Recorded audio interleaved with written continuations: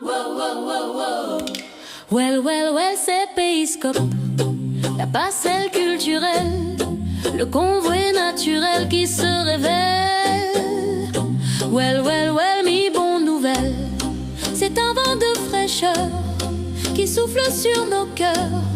La voix des défricheurs, l'expression des acteurs. Well, regardez, well, ça c'est well, Périscope avec Fly nous paraît en ouaille. Well, zot pouvez virer, well, Périscope avec Fly, la Guyane, ça cabaye. Si t'as les well, fait Périscope, vini well. Si t'as pas well, t'as pouvais virer well. Périscope vend en voile la fraîcheur culturelle présentée par Airwell. C'est un vent de fraîcheur qui souffle sur nos cœurs. L'abondance des couleurs, des nuances en douceur. Well, regardez, well, ça c'est well, Périscope avec Fly nous paraît en ouaille. Well, zot pouvez virer, well, Périscope avec Fly à la bête à cabaye. Wow, wow, wow. Ouais. Wow, wow, wow, wow. Ouais. Wow, wow, ouais. Wow, wow, wow, wow. Ouais. Wow, wow, wow. Ouais. Wow, wow, wow. Ouais. Wow, ouais. Ouais. Bonjour Marie-Claude au point, Bonjour Fly. ça va bien? Ça va. Alors j'ai presque envie de dire qu'on pourrait commencer en faisant une mise au point. Juste une mise au point. Juste un petit clin d'œil. Une mise au point. Juste une mise au point. Ah, ça faisait longtemps ça. Alors l'idée c'est de se dire, est-ce que c'est la mise au point, juste une mise au point, ou bien une mise au point version Harry Diboula? En mise au point, ça peut faire nous du bien, quand y penser pour faire songer. Ah Ah, ouais. il y a aussi celle-là aussi. Ah ouais. Hein? Juste une mise au point, j'aime bien le... Voilà, il y a aussi une mise au point sur les belles histoires de ma vie, sur les clichés des love stories, etc. Waouh. Alors là, Je c'est commence- toute une histoire. Je suis même pas sûre qu'une mise au point soit nécessaire. Eh bien, je Sur commence- cette partie-là. Je ne peux pas m'empêcher de commencer par là parce que nous allons parcourir des sillons, voire des micro-sillons autour d'un beau projet Oui. qui voit le jour avec cette exposition qui s'annonce à l'espace Pagaré avec Oui. Mirmont-Joly. Oui. Donc c'est une histoire de vinyle. C'est une histoire de vinyle, de femmes vinyles, comme j'aime les appeler affectueusement. Enfin, c'est devenu leur nom, on va dire, dans le quotidien. Et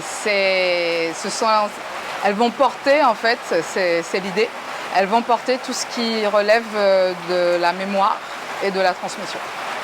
Alors, c'est un chemin qui a conduit à l'exploitation d'un mode de partage, d'écoute, qui a quelque peu disparu, même si ces derniers temps, bien, le vinyle refait surface en vintage, quoi. Oui. Alors, comment l'idée a germé? Comment cet appel de la matière, a commencé à prendre forme? Justement, par la matière elle-même, en fait, c'est pas anodin si on est ici pour cette interview, c'est le musée du n'importe quoi. Et en fait, je fais connaissance, non, je reprends contact avec cette matière au musée du n'importe quoi, avec un objet tout bête. Je me permets de te le montrer.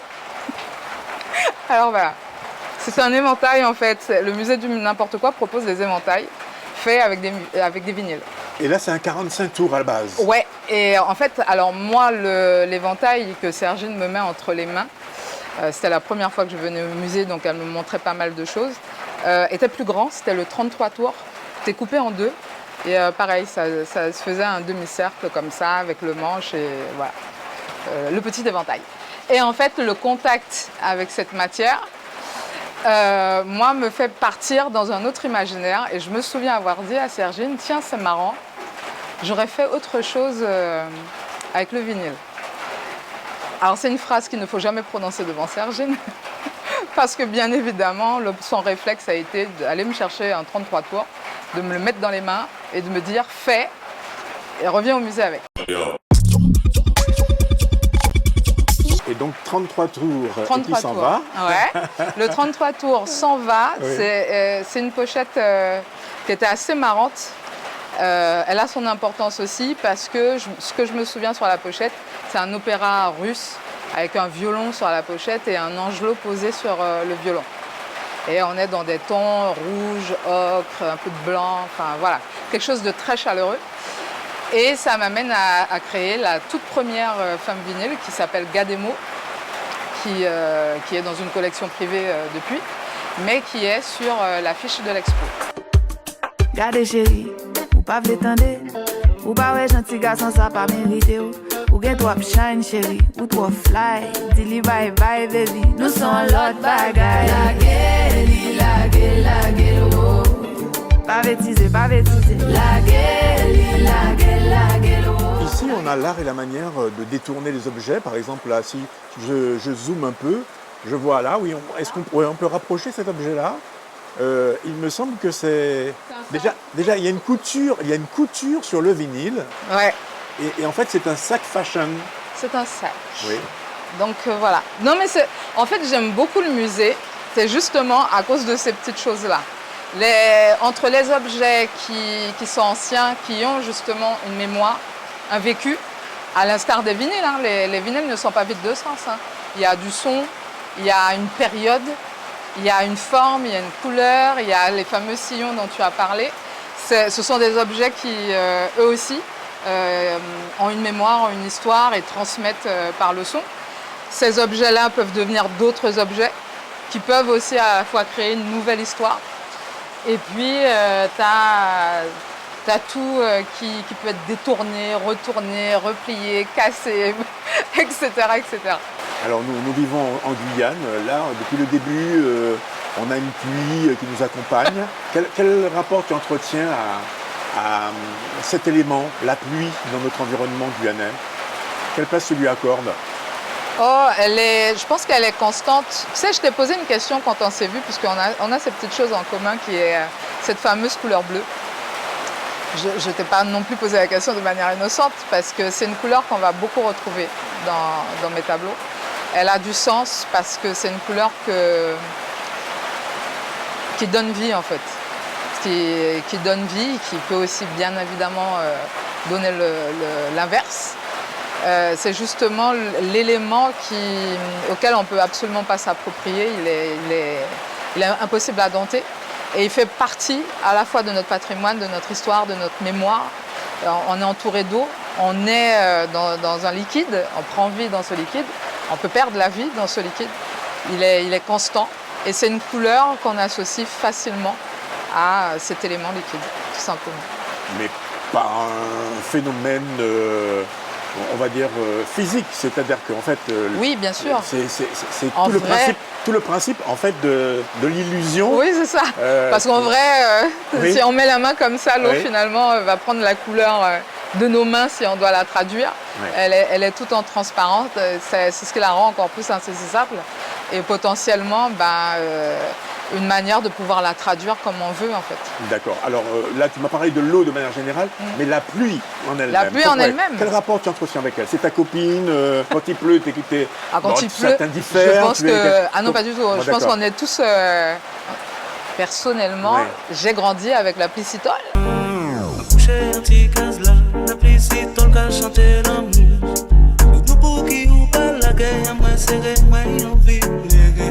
La si bon vie en moi, l'amour passé pas arrêté. Il était belle comme arc-en-ciel, mais bon coulait pas de fête pour moi. Alikitang, alikitang, alikitang, alikitang, alikitang, alikitang, alikitang,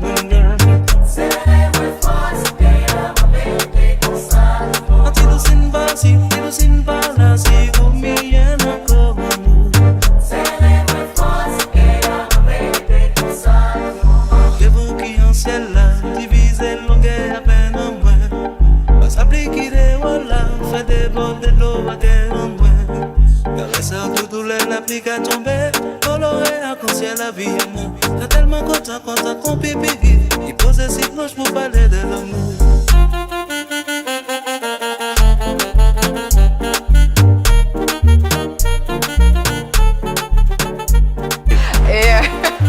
non, oui. Alors, en plus, j'entends le bruit de la pluie quand elle tombe chez moi. Et en fait, oui, c'est une berceuse, en fait. Pour moi, c'est plutôt une berceuse. D'accord. Je préfère quand il pleut le soir. Ça m'endort. C'est vrai en plus. Oui, mais c'est vrai que souvent j'entends des remarques. La pluie, on entend des vertes et des pas mûres. Hein, c'est-à-dire, quand la pluie fait le bonheur de l'agriculteur, celui qui va aller à la plage, oui, peste. c'est vrai. Mais moi, ça a plutôt un rapport plus à la vie, à la joie et pas. Je sais qu'elle peut faire des dégâts. Tu as gardé ton âme d'enfant, tu vois oui. les flaques d'eau. On en parlait en fait avec, parce que je ne suis pas toute seule au musée, mais on en parlait avec un collègue artiste. Ah oui, d'accord. Et justement, il m'a posé la question, ça te rappelle quoi la pluie? Je fais dans le jardin quand on faisait ça. Ouais.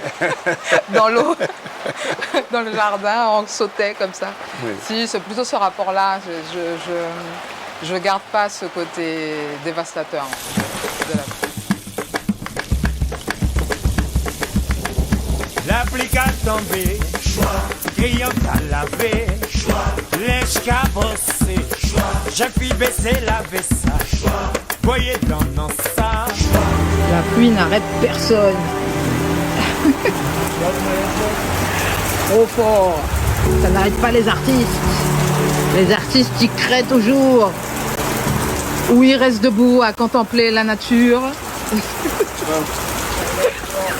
À attendre les clients. La pluie qu'a tombé, bidon qu'a pris, poisson qu'a monté, timoun qu'a payé, maman qu'a payé, mettre mes savons, crayon qu'a lavé, linge qu'a brossé, j'ai pu baisser la vaisselle, voyez dans ça, choix même, choix même, choix même,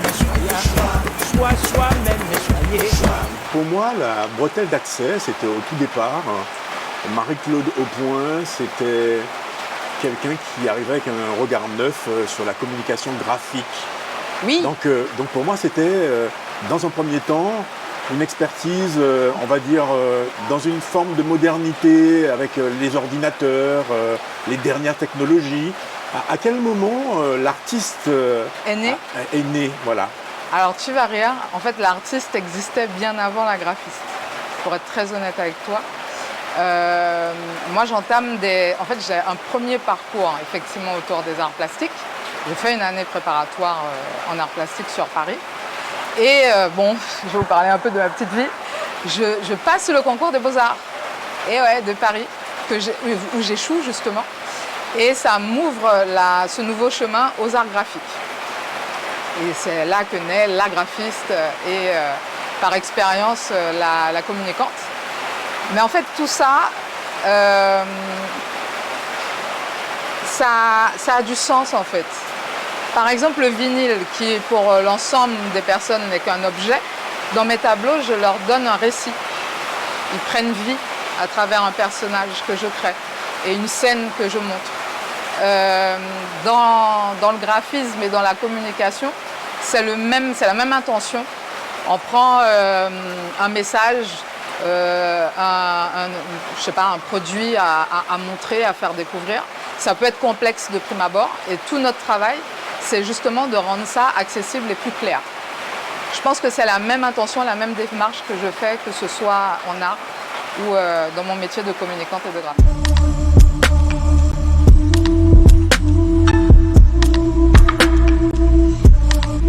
De faire un choix, c'est-à-dire de regagner la Guyane. Oui. Est-ce qu'il y a déjà une idée précise de l'objectif qu'on se fixe? Alors, je regagne la Guyane en 2008, j'ai 30 ans. C'est un choix, un réel choix, parce que j'avais le choix entre une carrière en agence sur Paris et rentrer en Guyane et créer ma boîte. Alors la véritable intention était vraiment de créer ma boîte. Et ce que j'ai fait dès 2008 finalement. Par contre, le côté artiste, je l'ai toujours gardé, mais à titre intime, personnel. Je reprends aussi le chemin d'un pinceau, des crayons, via un atelier qui s'appelait à l'époque Sofiane Art. C'était à Matoury. Et voilà, je retouche à la matière, à la peinture, aux formes, aux couleurs. Et ça dure comme ça pendant quelques temps. Et en vrai, le déclic de de montrer ce que je fais. Ça va te faire sourire, ça aussi. Ça se passe à Radio Pays, figure-toi, avec une autre rencontre, une rencontre féminine encore, qui est avec Negresco Mou, qui à ce moment-là me demande de l'accompagner sur elle avait fait un recueil de poésie érotique. Et j'en ai fait des illustrations. Et du coup, on a exposé ensemble.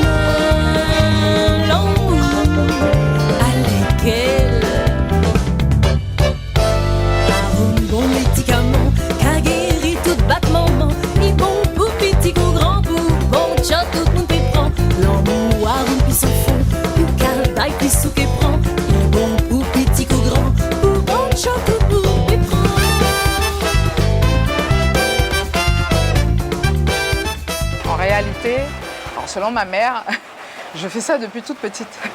Donc en fait, je ne saurais pas te raconter, je sais pas, un élément déclencheur ou quoi que ce soit. Aussi loin que je m'en rappelle, j'ai toujours dessiné, peint. C'est un intérêt qui a toujours été là. Mais il y a toujours eu des motifs d'encouragement, par exemple les parents. Oui, parce qu'en fait, c'est ce que j'allais te dire. En fait, ma mère ne m'a jamais arrêtée. Ça paraît idiot, mais elle ne m'a jamais arrêtée. Au départ, ce qui était une activité d'enfant est devenu plus sérieux à mesure des années.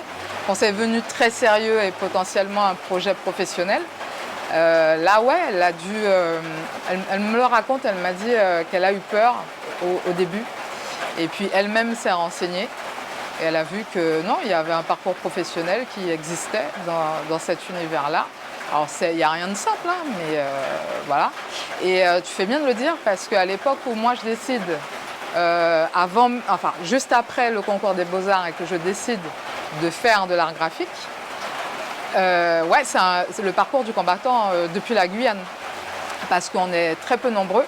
C'est une filière qui, en général, coûte de l'argent, qui est peu... c'est pas vraiment une filière dite publique. Et donc, je me fais accompagner. Il y a tout un processus, je me fais accompagner entre autres par la région de Guyane qui me paye une partie de mes études, pour être très clair. Donc non, j'ai jamais été arrêtée, j'ai toujours été accompagnée beaucoup par la famille, les amis qui savaient ce que je faisais, et y compris en France.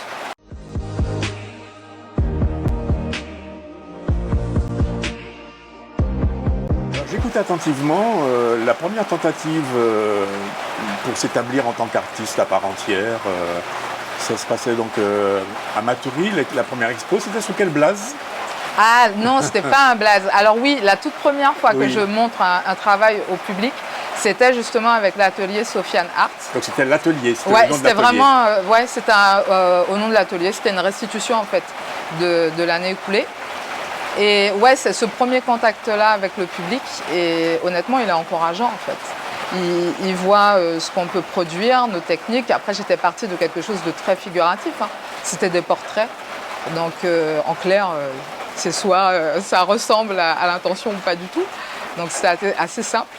Et Non, j'y ai pris goût. Mais ouais, on y va doucement, à son rythme. À quel moment MC a poussé la porte pour devenir le blaze officiel de l'artiste? Alors MC, le blaze de l'artiste lui-même, c'est très récent. En fait, c'est là. L'exposition à Pagaré va montrer justement ce début de parcours de MC, vraiment l'artiste. Avant, je signais de mon nom tout ce qu'il y a de plus simple, Marie-Claude, au point. MC vient des initiales de Marie-Claude. Mais voilà, le blaze, il est plus intime, plus moi, parce qu'on m'appelle comme ça très naturellement dans le quotidien. Et du coup, je l'ai lié à ma production artistique, tout simplement. Ça, c'est mon blaze depuis le bas âge. Un label, un message qui, je cite, nécessite du courage, du vrai cœur à l'usage, que j'ai dissimulé pendant mes années d'apprentissage. À l'écoute du mal qu'on peut bien faire à son nom, à son image, mais que je réarbore comme un blason, en m'embrasant sans m'emblaser, que je réadore en toute saison, en m'enlaçant sans m'enlacer.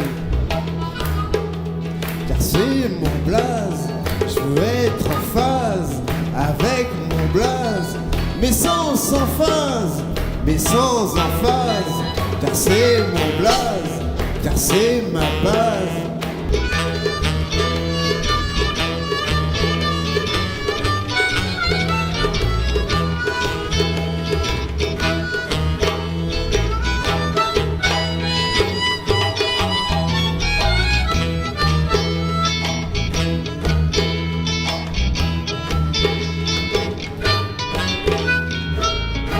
Être en phase avec mon blaze.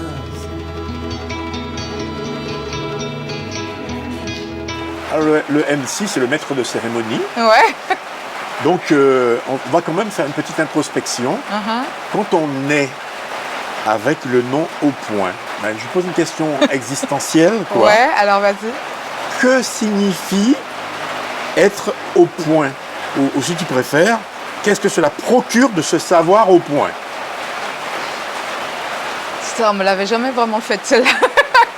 En fait, je pense, non, c'est pas je pense, je suis convaincue et je pense que j'entame ce cheminement-là. Au point, c'est être aligné en fait. Aligné entre ce que tu veux, ce que tu penses, ce que tu dis, tes intentions, toi. Et j'arrive à un âge où en tout cas, on fait vraiment cet effort d'alignement. Et c'est en ça que je suis au point. Donc, et aussi par mon père.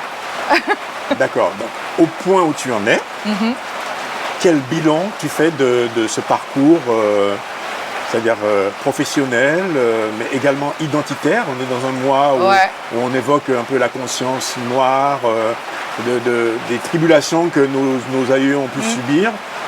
Quel bilan tu fais de tout ça? C'est-à-dire, est-ce que dans un chemin de résilience, dans un chemin comment dirais-je, d'affirmation d'une femme, comme n'importe quelle femme du monde entier?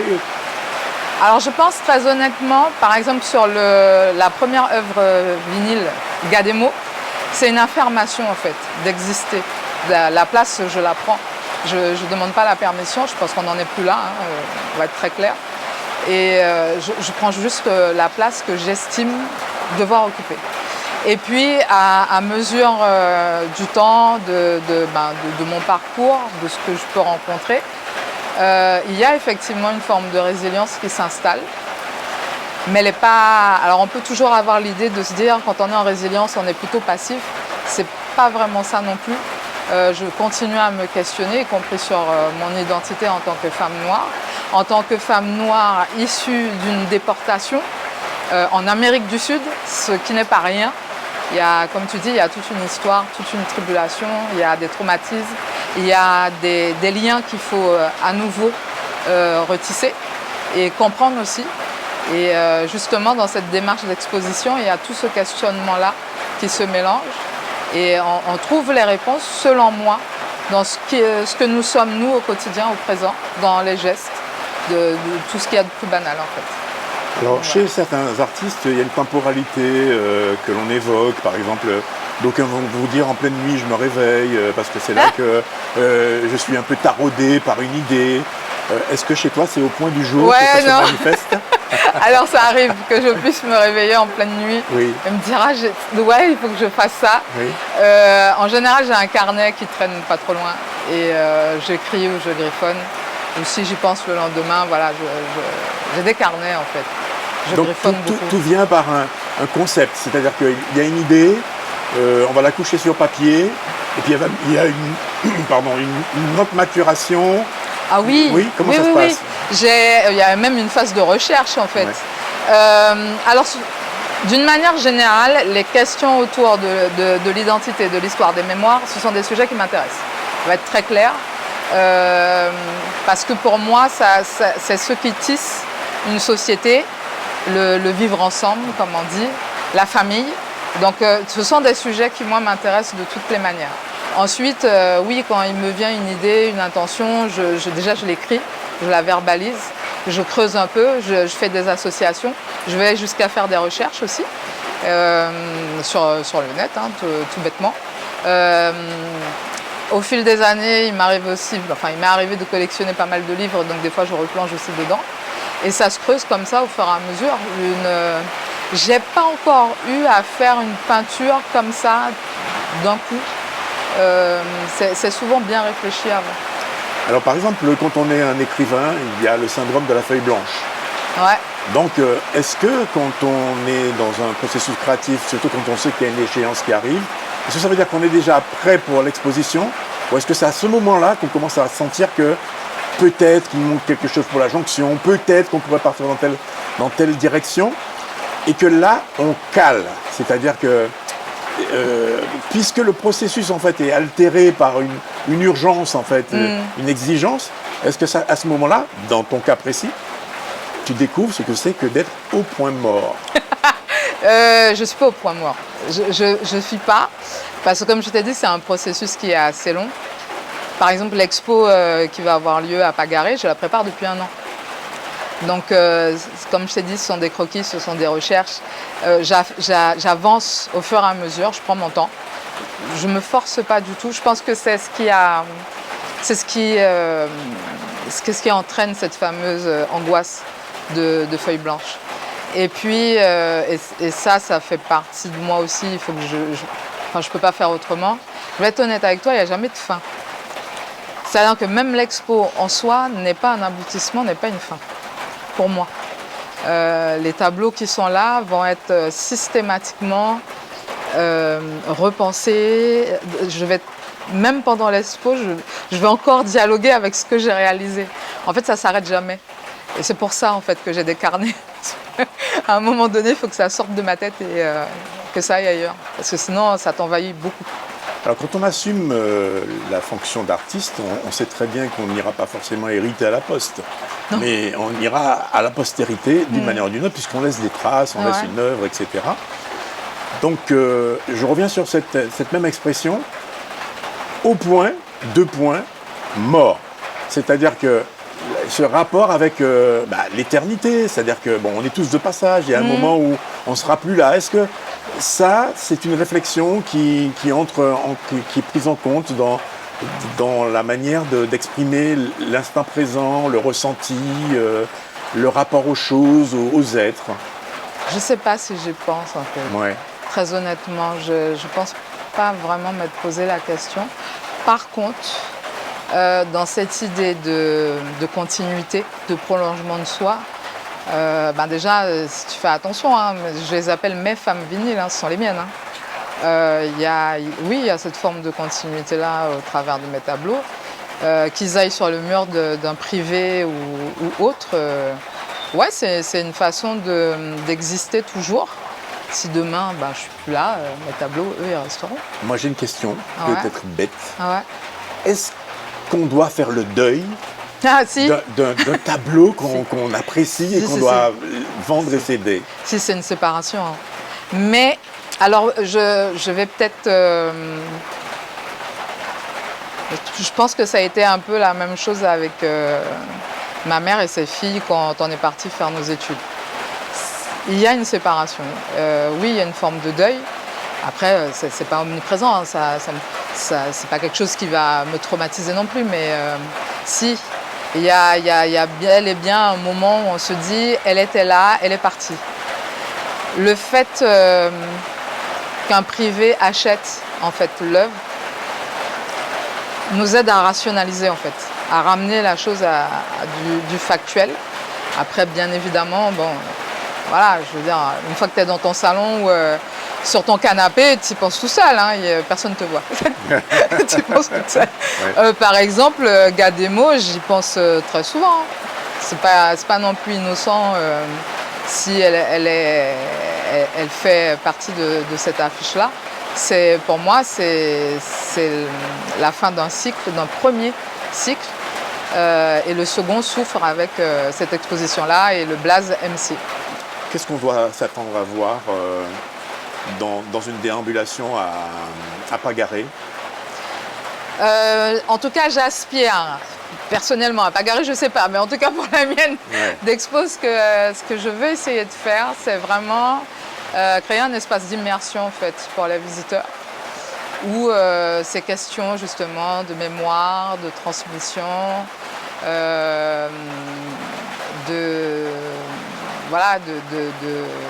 je perds mes mots. En tout cas, la matière utilisée déjà à la base. Ah non, mais les matières. Alors par contre, c'est une matière qui porte déjà. Qui porte déjà quelque chose. Plein de souvenirs. Bien évidemment. Des titres, d'une époque. Et pas que le vinyle en fait. Les créations que je fais utilisent d'autres matières. On a du qui ont déjà eu une vie. En fait, c'est donné. Elles ont toutes une vie. Elles Mm. ont toutes une vie, sans exception. Ouais. Ces objets déjà imprégnés, je les prends souvent au musée du n'importe quoi. Et sinon, ce sont des objets qui m'ont appartenu à moi aussi, que j'ai consommés, qui allaient potentiellement être jetés, mais à qui j'ai donné une autre existence, un autre sens. C'est une manière d'introduire une notion de récupart dans l'approche, où c'est justement une quête, une interrogation de l'objet pour dire « et si tu devais avoir une deuxième vie, quelle serait-elle » Au-delà d'être une... Non, il y a vraiment du sens dans ce que tu dis. Il ne s'agit pas que de recyclage. Très honnêtement, ce n'est pas la démarche première. De facto, ça devient du recyclage, mais ce n'est pas la démarche première. La démarche première, en tout cas celle que je fais à chaque fois que je prends un objet, c'est vraiment... là, c'est la question de la transformation réelle de ce que c'est au départ, par des déchirements, quelque chose de torturé qui se brise. Parce que je pense que la transformation, se transformer, devenir le meilleur que ce qu'on était précédemment, se fait forcément par quelque chose qui se brise, qui se transforme, qui subit forcément une altération et qui se transforme en autre chose. Alors à titre personnel, par exemple, quand je regarde un peu, en tout cas de ce que j'ai vu, j'ai l'impression qu'à chaque fois, et c'est récurrent, à chaque fois, à chaque tableau, tu nous proposes un bain. Et j'emploie à dessein ce mot-là. Un bain. Un bain? Oui, c'est-à-dire qu'on a l'impression qu'on va, comme on prend un bain, il y a quelque chose qui est là soumis à notre regard et on doit s'en imprégner, quoi. C'est-à-dire l'approcher comme on approche un bain. C'est pas mal. Je n'avais pas forcément vu ça comme ça, mais l'intention quand je peins n'est pas de montrer et d'avoir un dialogue avec le visiteur, quelque chose de tangible et de factuel. Il y a une part en fait d'abstraction. Il y a quelque chose qui doit se passer entre celui qui regarde et les tableaux que je propose. La seule chose qui soit figurative, ce sont ces personnages féminines.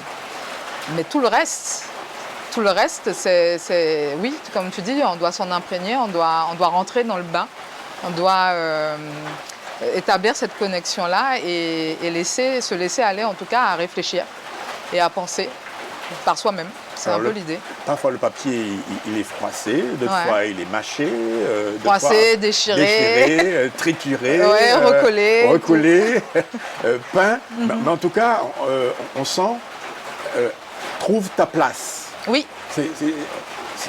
À prime abord, c'est ce qu'on ressent. Oui. Trouve ta place. Trouve ta place. Dans le décor et donne du sens. C'est un peu ça aussi, dans la manière de, par exemple, d'exposer la couleur, justement parce que ça va offrir un relief, parce que ça va offrir une perspective. Je pense que d'une manière générale, je pense pas que je mette un objet de manière innocente. J'ai pas forcément une réflexion ultra aboutie quand je le fais. Il y a aussi de l'instinct. Ouais. Il y a cette place-là, c'est ce que j'aime d'ailleurs dans la pratique. Autant il y a des choses qui sont pensées, réfléchies, calculées, autant il y a une part qu'on ne contrôle absolument pas, où il faut laisser effectivement l'instinct travailler, mais c'est jamais anodin. Et effectivement, les objets, la matière trouvent leur place pour créer ce récit complet. Tu crées comment? Avec quelle atmosphère?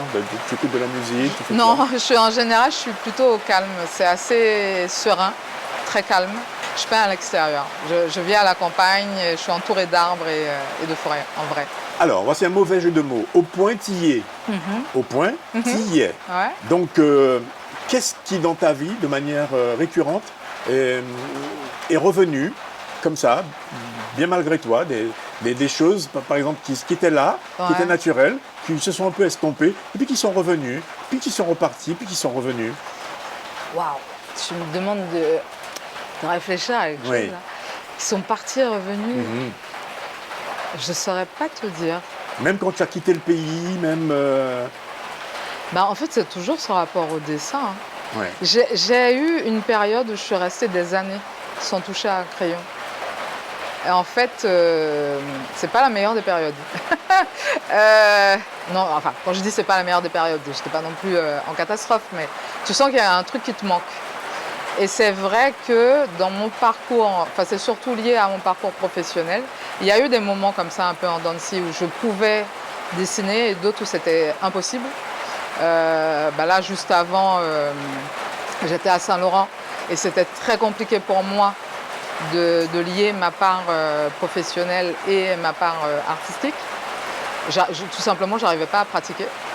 Et s'il y a quelque chose qui part et qui revient, c'est peut-être ça.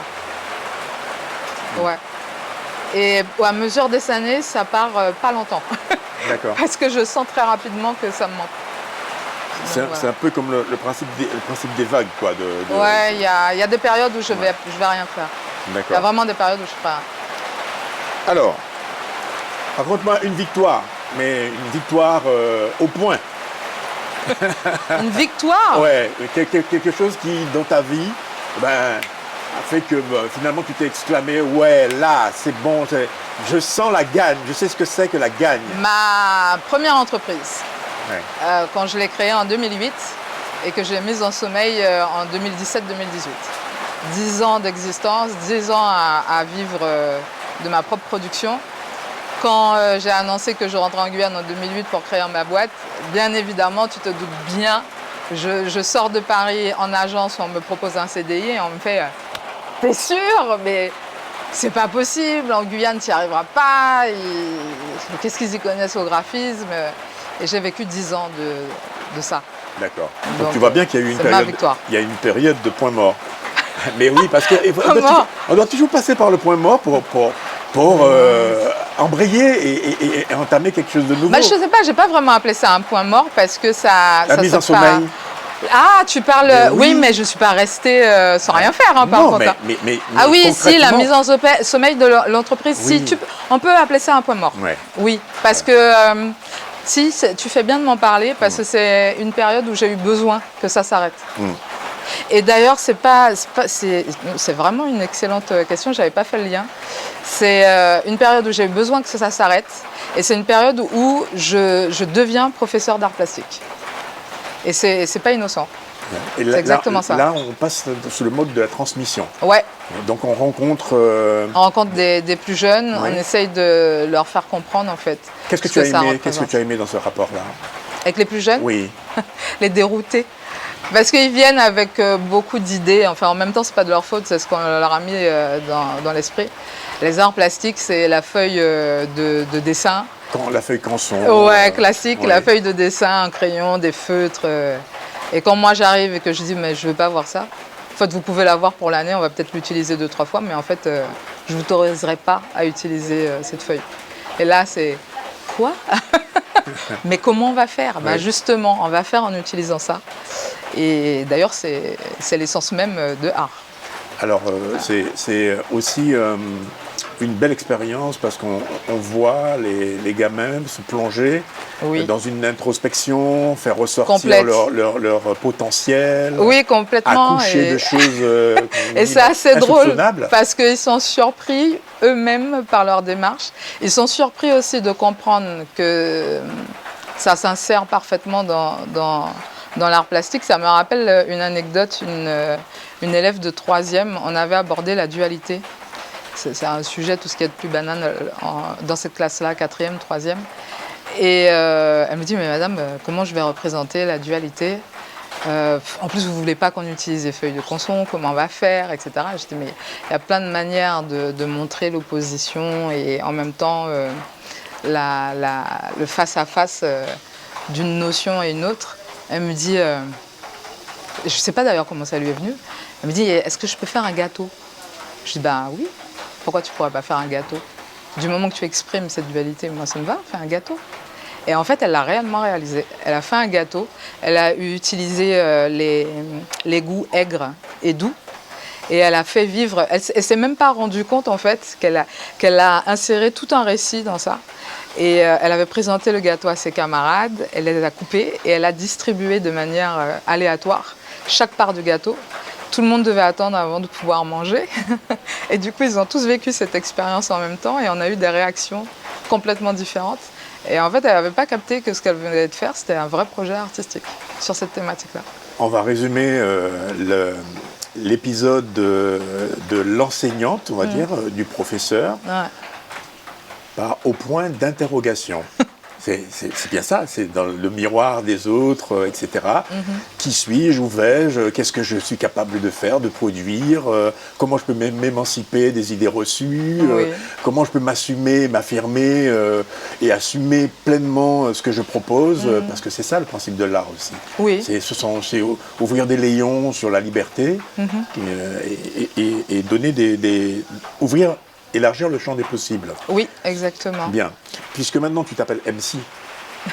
Je suis toujours appelée MC. Est-ce que tu peux me faire 2 propositions qui commencent par MC? Wow. MC, et on complète la phrase. MC. Qu'est-ce qui se conditionne à MC? À MC. Même si les conditions sont réunies, par exemple. Non, je sais, mais je ne voulais pas forcément dire ça, monsieur. M si on me laisse être moi. M si on me permet d'être plus que moi. Voilà. Et toc. Bien envoyé. Juste un petit clin d'œil, une mise au point. Juste une mise au point. Pour repasser, faire un petit passage en revue des vinyles, est-ce que tu as encore chez toi un électrophone ou quelque chose qui te permet de les lire ou pas? Non, pas du tout. Mais par contre, j'ai grandi en écoutant des vinyles, ça c'est vrai. Oui. Ma mère avait toute une installation hi-fi, mon père aussi. Mes parents ont eu des vinyles, voilà. J'ai grandi quand même en partie avec ça. Oui, j'ai connu le vinyle. Ça, c'est pour ceux qui s'interrogeraient sur mon âge. Oui. Mais oui, j'ai bien connu le vinyle. Voilà. En tout cas, l'exposition qui nous est proposée, c'est une manière de se rappeler qu'il y a un vinyle au trésor et que les trésors sont derrière cette faculté à nous émouvoir, parce que c'est aussi ça l'art, c'est de créer les conditions pour que chacun, voire de nous déranger aussi, n'est pas là pour... Oui, en fait pour moi, c'est l'art d'une manière générale force effectivement l'ensemble de nos intelligences. Alors pas que mathématiques, pas que cérébrales, mais aussi émotionnelles, à s'exprimer tout simplement.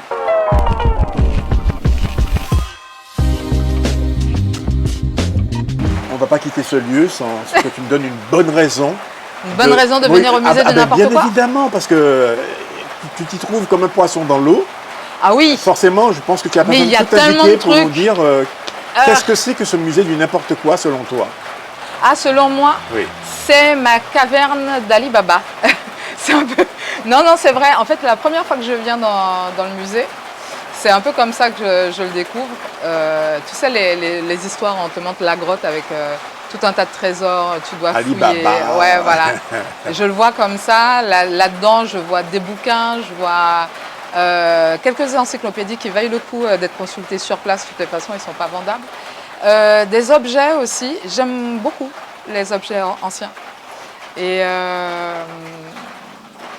d'ailleurs, il y a un objet, on en parlait avant que tu arrives, un livre, où j'expliquais à Sergine, mais ce livre, il date de l'année de ma naissance, 1978. Et j'aime bien cette idée-là, ces objets qui durent dans le temps. Tu les as, toi, en main, alors qu'à la base, tu n'étais même pas né quand eux, ils sont apparus. Moi, j'aime bien cette idée-là. Et au musée, tu trouves plein de choses. Et puis, beaucoup de créativité aussi. Et puis, au-delà de tout ça, il y a une âme ici. Ouais, c'est vrai. Ouais. Moi, je lis, par exemple, pour sortir de cet assistanat, de cette pauvreté, consommons en priorité ce que nous produisons. Ouais, et c'est vrai. Et produisons avec un Z. Oui, avec un Z. Dans cet espace-là, on a sa propre pensée, sa propre orthographe. Rien n'est sous condition ou sous une loi quelconque. C'est le début de Sinon, de se faire plaisir, effectivement. Eh bien, merci d'avoir passé avec nous ce moment très agréable. On rappelle le rendez-vous donc pour la durée de l'exposition. Alors, il y a le vernissage le 29 mai qui commence à 18h et devrait se finir à 21h. Et vous avez l'exposition qui débutera le 1er juin pour le 19. Et voilà, et je serai là. C'est-à-dire que pendant toute l'expo, on pourra échanger avec l'artiste. Oui, je ferai en sorte d'être fréquemment présente, au moins une partie de la journée. Et il s'agit d'une expo-vente? Oui, il s'agit d'une expo-vente. Parce que, heureusement ou malheureusement, pour pouvoir continuer, il faut pouvoir aussi vendre. Voilà. Eh bien, bon vent. Merci de nous avoir accordé ce temps-là. Et puis, bonne continuation. J'espère que les Guyanais seront nombreux à se déplacer pour venir voir ce travail proposé par Marie-Claude Aupoint, alias MC, qui, à travers la toile, eh bien, va vous proposer de découvrir sa vision, son univers et ses femmes vinyles. Oui, mes femmes vinyles. Voilà. Merci beaucoup. Merci à toi. Je termine toujours en disant prends soin de toi. Toi aussi. Prends soin des tiens. On essaye. Prends soin des autres. Tout ce qu'on peut. Et puis va te faire aimer. Ah, j'adore. Ok. Voilà. Au revoir, à bientôt. Au revoir, à bientôt. Ciao, ciao. Ciao.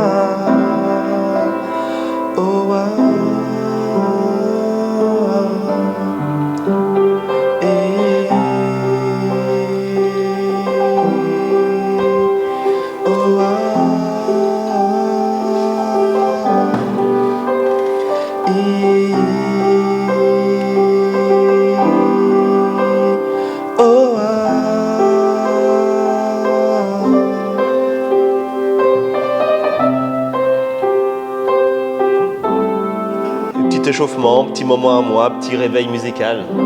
Ça me met en condition pour la journée aussi parfois. Moi, ce que je trouve extraordinaire, c'est la qualité du son de ce piano. C'est un bel instrument. Nous sommes au centre Zipoli et voilà, qui nous permet, qui accompagne les élèves, qui accompagne les professeurs aussi. C'est un instrument voilà, qui sonne bien dans cette salle, dans cette belle acoustique. Alors c'est l'occasion pour nous de rappeler, de faire un petit historique de cette salle. À l'origine, c'était un centre de formation pour... C'est toujours un centre de formation. À la base, c'est l'école d'orgue qui a été créée il y a plus de 30 d'années par le père Plug. qui, dans son développement, est devenu le centre de musique Zipoli. Voilà, il se trouvait qu'avant, le Père Pluc, qui était curé à Saint-Michel-de-Matoury, puis à la cathédrale, assurait tous les cours dans son presbytère. Et puis il a ressenti le moment d'avoir un lieu qui est propre. Et aujourd'hui, il a passé le relais à nous, les anciens élèves, qui le gérons.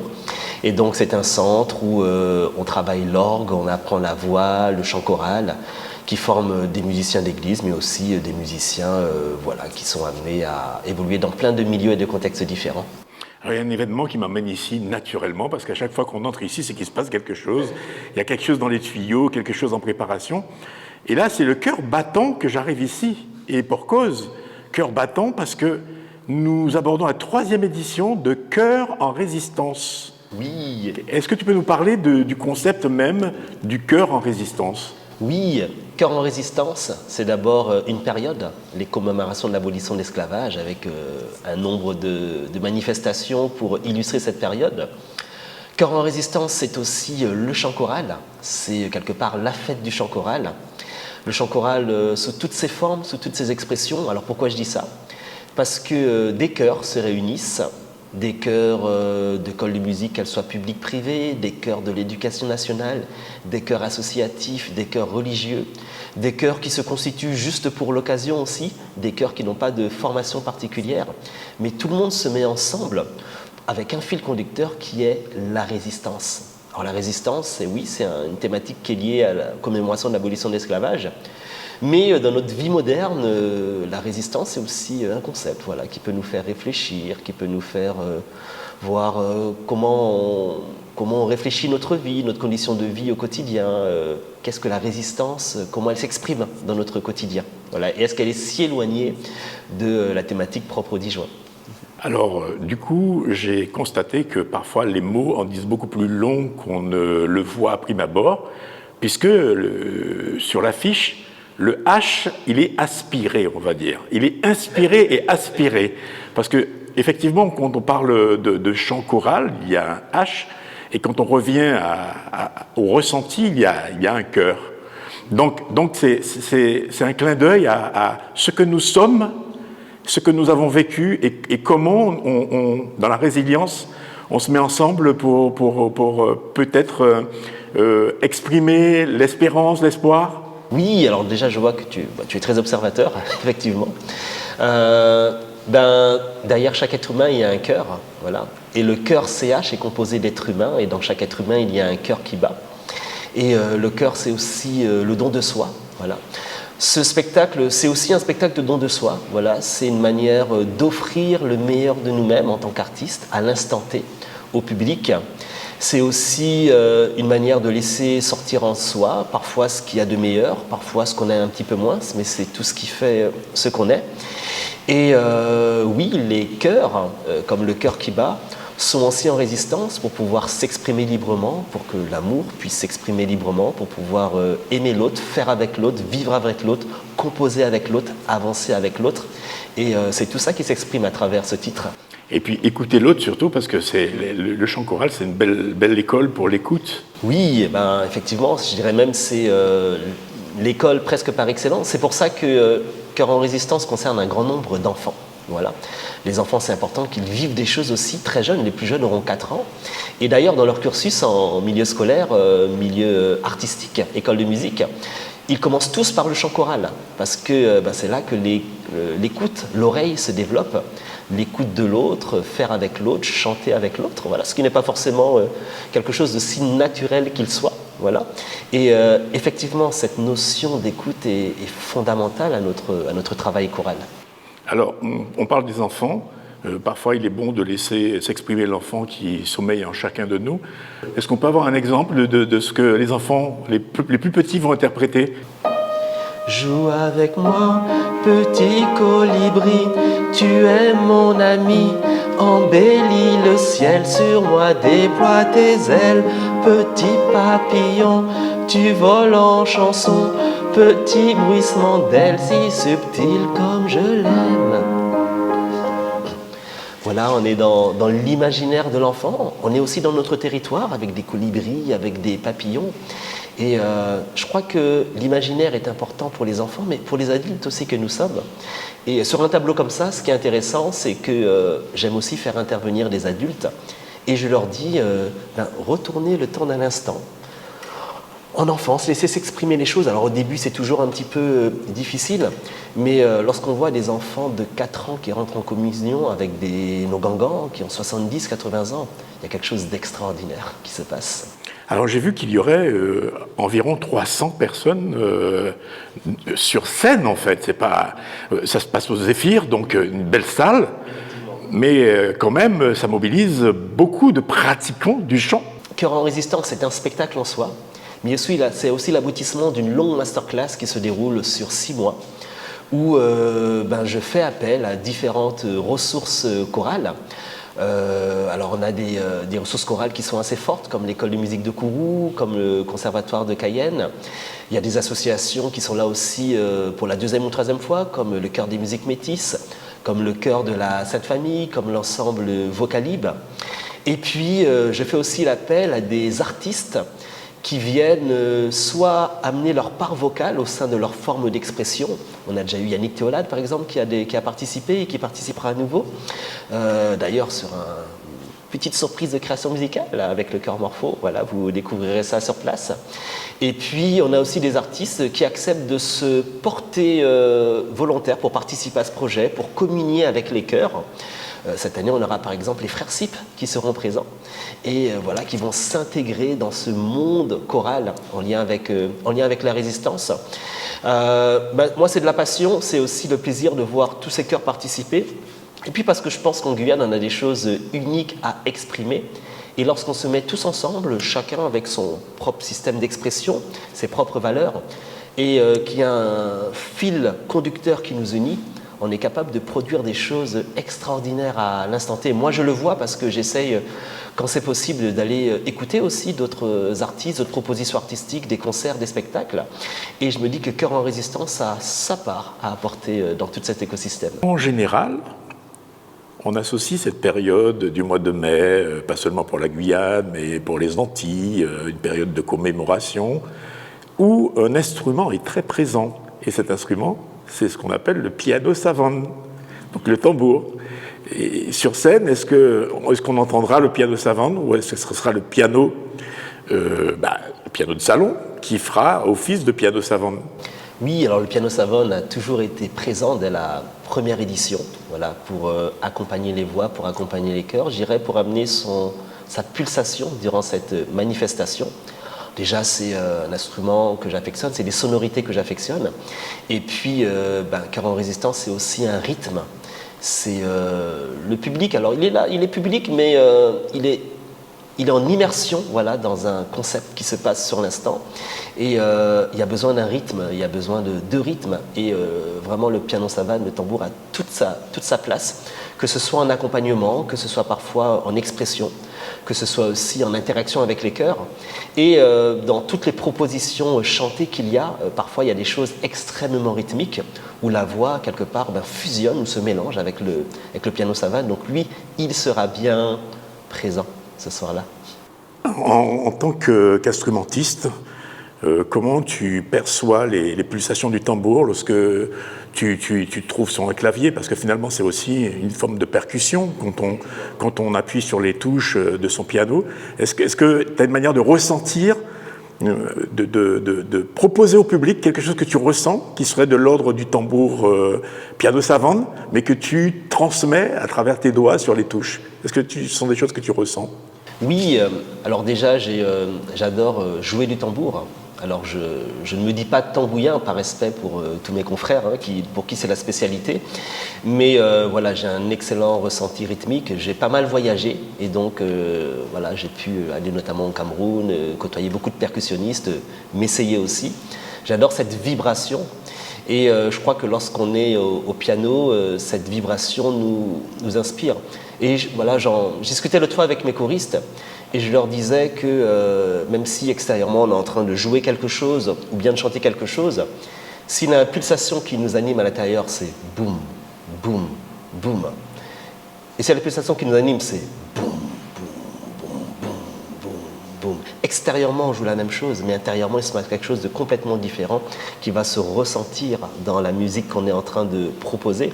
Et je crois que parfois le tambour c'est ce qui est extériorisé, mais parfois c'est aussi le ressenti qu'on a à l'intérieur. Et après ça, qu'on prenne une flûte, qu'on chante, qu'on prenne un piano, ou qu'on compose même pour des chœurs en polyphonie, il y a quelque chose qui va ressentir en fait moi j'appelle ça ce cœur guyanais qui va transparaître à travers la musique. Et c'est ça que je trouve extraordinaire.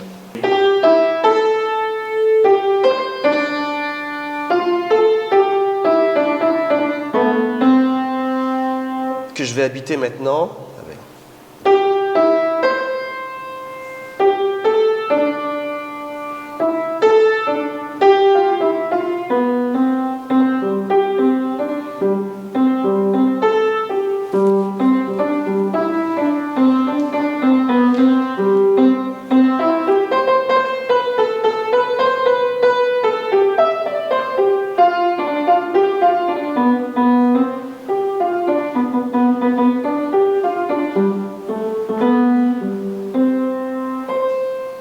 Il y a un chant avec ça ou c'était juste l'inspiration? C'est l'inspiration du moment. D'accord. Voilà. Alors oui, c'est une mélodie, mais dans cette mélodie, il y a toute cette vitalité qui m'anime, toute cette sonorité qui m'anime. J'entendais en moi, je ressentais en moi cet orchestre au tambour, ce qui fait que ça lui donne une vie particulière. Et je pense que mes doigts, par leur pression, par leur dynamique, pas que mes doigts d'ailleurs, tout mon membre, arrive à transcrire ça. Et ce qui fait que lorsque quelqu'un va l'écouter, il y a une sorte de groove qui va se dégager, qui n'apparaît pas comme ça extérieurement, mais qui est vraiment présent juste parce que moi je le vis en fait. Et quelque part, j'estime que je ne suis que l'intermédiaire entre la musique, l'énergie musique qui existe en soi, et puis cet instrument qui vibre. Et moi, je sers d'intermédiaire entre les deux. Et c'est un peu ça la démarche. Je dis ça parce que Cœur en Résistance, c'est aussi beaucoup de création musicale, de composition musicale, de pièces qui sont créées pour l'occasion spécifiquement, qui sont arrangées pour l'occasion, et puis des performances scéniques aussi où l'improvisation va trouver sa place.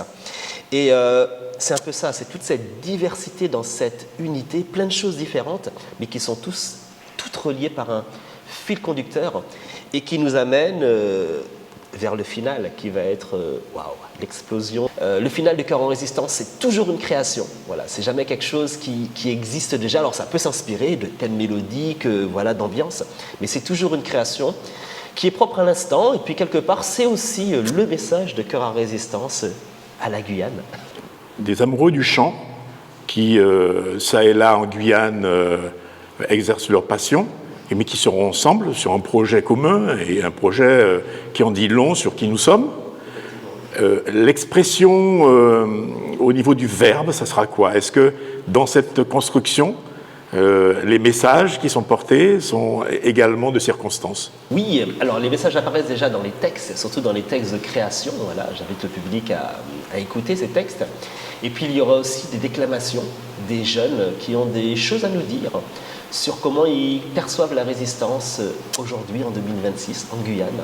Voilà, comment ils peuvent se réapproprier ces notions, comment ces notions peuvent les aider à cheminer, à avancer. Et donc nous aurons le plaisir d'écouter des jeunes, de Kourou notamment, qui vont nous partager leur perception de cette notion de résistance aujourd'hui pour eux. Moi, dans ma notion de la résistance, c'est résister à ce qui nous empêche d'avancer. Voilà. Résister aussi à tout ce qui nous attache à ce qu'on doit éventuellement lâcher. Et c'est un chemin. Et ce spectacle, c'est un petit peu un chemin entre on vient dans un certain état, on vit une expérience, et puis au sortir de là, on peut se sentir porté, on peut se sentir inspiré. Et je crois que parfois les artistes, on n'a pas conscience de ce que notre art peut provoquer. Alors je dis notre art parce que moi je considère que je suis qu'un intermédiaire entre l'art et le public. Ça peut provoquer. Et parfois, lorsqu'une personne arrive et peut-être que sa journée n'a pas été bien et qu'elle ressort d'un spectacle et qu'elle ressort frais, avec des idées beaucoup plus fraîches, qu'elle se sent légère, mais en soi, je trouve ça extraordinaire déjà. Et ça a toute sa raison d'être. Le samedi 6 juin à 19h, à la salle du Zéphyr, Vous pouvez aller en ligne sur Billets Web, et voilà, vous avez une billetterie classique, vous pourrez réserver votre place. Je vous invite à le faire le plus rapidement possible pour être sûr d'avoir une place, puisque le Zéphyr est grand, mais comme il y a beaucoup de monde sur scène, voilà, ça risque de se remplir rapidement. Et en tout cas, on a vraiment hâte voilà, d'entrer en communion avec vous. En guise de conclusion, donne-nous les bonnes raisons qui feraient qu'on s'en mordrait les doigts si on n'était pas à ce rendez-vous-là. Quelque chose d'extraordinaire, ce sera au Zéphyr. Le Zéphyr va entrer en résistance. Et donc vous êtes invités à venir participer avec nous, à venir voir ce travail extraordinaire. J'ai voyagé beaucoup, je suis passionné de chant choral, de spectacle. J'ai vu des choses extraordinaires dans le monde, mais je vous assure qu'il y a des choses extraordinaires qui se passent. Et j'ose dire que, pas grâce à moi seulement, mais grâce à toute l'énergie qui est mise autour, il va vraiment se passer quelque chose d'extraordinaire à Cœur en Résistance 3e édition. Surtout ne loupez pas ça.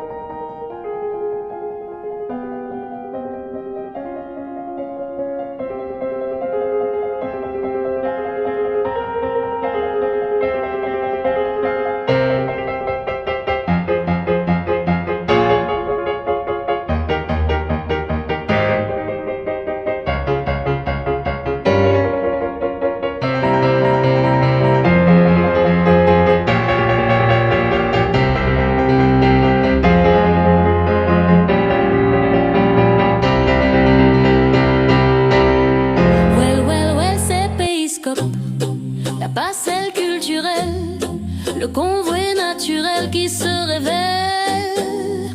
Well, mi bonne nouvelle, c'est un vent de fraîcheur qui souffle sur nos cœurs. La voix des défricheurs, l'expression des acteurs. Well, regardez, well, ça c'est well, Périscope avec Fly nous paraît en ouaille. Well, zot pouvez virer well, Périscope avec Fly, la Guyane, ça cabaye. Si t'as les well fait, Périscope vini well. Si t'as pas well, t'as pouvais virer well. Périscope vend en voile la fraîcheur culturelle présentée par Airwell. C'est un vent de fraîcheur qui souffle sur nos cœurs. L'abondance des couleurs, des nuances en douceur. Well, regardez, well, ça c'est well, Périscope avec Fly nous paraît en ouaille. Well, zot pouvez virer well, Périscope avec Fly à la bête à capaille. Oh, oh, oh.